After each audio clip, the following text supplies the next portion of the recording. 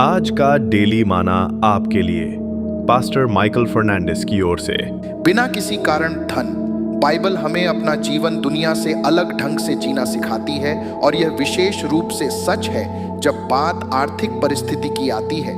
मसीहियों के रूप में मसीह के प्रति आज्ञा पालन की जीवन की सबसे बड़ी परीक्षाओं में से एक यह है कि हम अपना पैसा कैसे खर्च करते हैं। परमेश्वर अकेला नहीं है जो यह देख रहा है कि हम कैसे कमाते हैं और उसे कैसे खर्च करते हैं। यहाँ तक कि हमारे बच्चे भी हमारी खर्च करने की आदतों को देख रहे हैं। हम पैसा कैसे खर्च करते हैं, इससे पता चलता है कि हमारे लिए वास्तव में क्या महत्वपूर्ण है। जैसा कि पवित्र शास्त्र कहता है, क्योंकि जहाँ तेरा धन है वहीं तेरा मन भी रहेगा।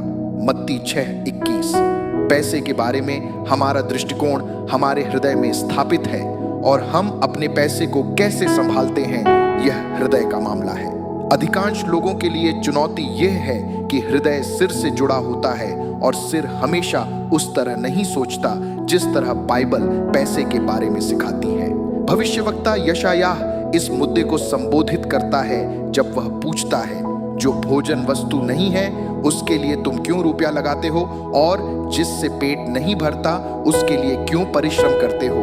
मेरी ओर मन लगाकर सुनो, तब उत्तम वस्तुएं खाने पाओगे और चिकनी चिकनी वस्तुएं खाकर संतुष्ट हो जाओगे।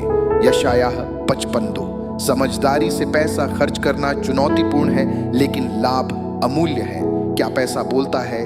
जैसा कि सभोपदेशक 10:19 में लिखा है, भोज हंसी खुशी के लिए किया जाता है और दाख मधु से जीवन को आनंद मिलता है और रुपयों से सब कुछ प्राप्त होता है। पैसा हमसे बात करता है और हमारे बारे में कुछ बातें भी कहता है, और वह जो कहता है वह मायने रखता है। पैसा मायने रखता है। किसी ने एक बार कहा था, पैसा यह दर्शाता है कि हम वास्तव में अंदर से कौन हैं। यही कारण है कि कई अच्छे कारणों से मसीहियों के लिए पैसा मायने रखता है। हम पैसे को कैसे संभालते हैं या अपने आप को इसके द्वारा संभालने की अनुमति देते हैं, ये हमें आत्मिक रूप से विकसित करने या हमारे विकास में गंभीर रूप से अवरुद्ध करने की सामर्थ्य रखता है। मसीहियों के लिए भौतिक संसाधनों के अच्छे प्रबंधक बनने की क्षमता विकसित करना नितांत जरूरी है। पैसा हमसे क्या कहता है, यह परमेश्वर के प्रति हमारे हृदय के दृष्टिकोण से निर्धारित होगा। पैसे के साथ हमारा रिश्ता वास्तव में परमेश्वर के साथ हमारे रिश्ते से जुड़ा है। प्रेरित पौलुस लिखता है, और मेरा परमेश्वर भी अपने उस धन के अनुसार जो महिमा सहित मसीह यीशु में है तुम्हारी हर एक घटी को पूरी करेगा। फिलिप्पियों 4:19। जब हम परमेश्वर के प्रावधान पर भरोसा करते हैं और अपने आर्थिक परिस्थिति से उनका सम्मान करना चाहते हैं, तो हम आज्ञा का पालन में चलने से मिलने वाली बहुतायत और संतुष्टि का अनुभव कर सकते हैं। बाइबल के धन प्रबंधन के प्रमुख सिद्धांतों में से एक दशमांश की अवधारणा है। मलाकी 3:10 में परमेश्वर अपने लोगों को अपने आर्थिक परिस्थिति के मामले में उन पर भरोसा करने की चुनौती देते हुए कहते हैं, सारे दशमांश भंडार में ले आओ कि मेरे घर में भोजन रहे, और अब इसमें मुझे परखो। प्रभु कहते हैं, मेजबान, यदि मैं तुम्हारे लिए स्वर्ग की खिड़कियां नहीं खोलूंगा और तुम्हारे लिए ऐसा आशीर्वाद नहीं दूंगा कि उसे प्राप्त करने के लिए पर्याप्त जगह नहीं होगी।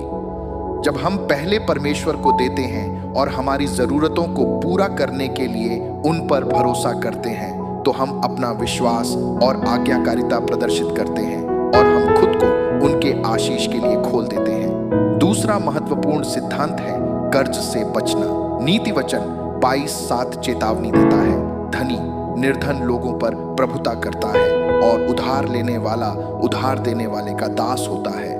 जब हम कर्ज के गुलाम हो जाते हैं तो हम उदार होने और अपने जीवन में परमेश्वर के मार्गदर्शन के प्रति प्रतिक्रिया करने की अपनी क्षमता को सीमित कर देते हैं।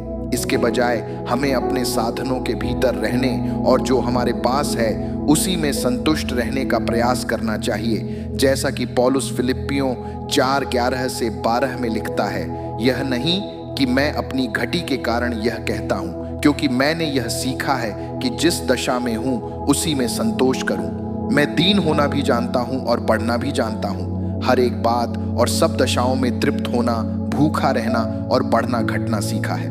अंततः पैसे का हमारा उपयोग हमारे हृदय और हमारी प्राथमिकताओं का प्रतिबिंब है। प्रभु यीशु ने एक धनवान व्यक्ति के बारे में एक दृष्टांत सुनाया जिसने अपने लिए तो धन संचय किया परंतु परमेश्वर के प्रति वह धनवान नहीं था। लूका 12:16 से 21। वह हमें चेतावनी देता है, चौकस रहो और हर प्रकार के लोभ से अपने आप को बचाए रखो, क्योंकि किसी का जीवन उसकी संपत्ति की बहुतायत से नहीं होता। लूका 12:15। इसके बजाय हमें पहले परमेश्वर के राज्य और धर्म की खोज करो तो ये सब वस्तुएं भी हमें मिल जाएंगी। मत्ती 6:33। मसीहियों के रूप में हमारे पास अपने पैसे का उपयोग इस तरह से करने का अवसर है जिससे परमेश्वर का सम्मान हो और दूसरों को आशीर्वाद मिले। उसके द्वारा हमें सौंपे गए संसाधनों के अच्छे प्रबंधक बनकर हम उस आनंद और स्वतंत्रता का अनुभव कर सकते हैं जो उसकी इच्छा के आज्ञा पालन में चलने से मिलती है। क्या हम हमेशा याद रख सकते हैं कि पैसे के साथ हमारा रिश्ता अंततः भगवान के साथ हमारे रिश्ते का प्रतिबिंब है? और क्या हम अपने वित्त का उपयोग इस तरह से करना चाहते हैं जिससे उनके नाम को गौरव मिले? आइए अभी हम प्रार्थना करें। पिता, मुझे उन सभी संसाधनों का एक अच्छा प्रबंधक होने का अनुग्रह दें जो धन आपने विशेष रूप से मेरे नियंत्रण में रखे हैं। यीशु के नाम में, आमीन के नाम।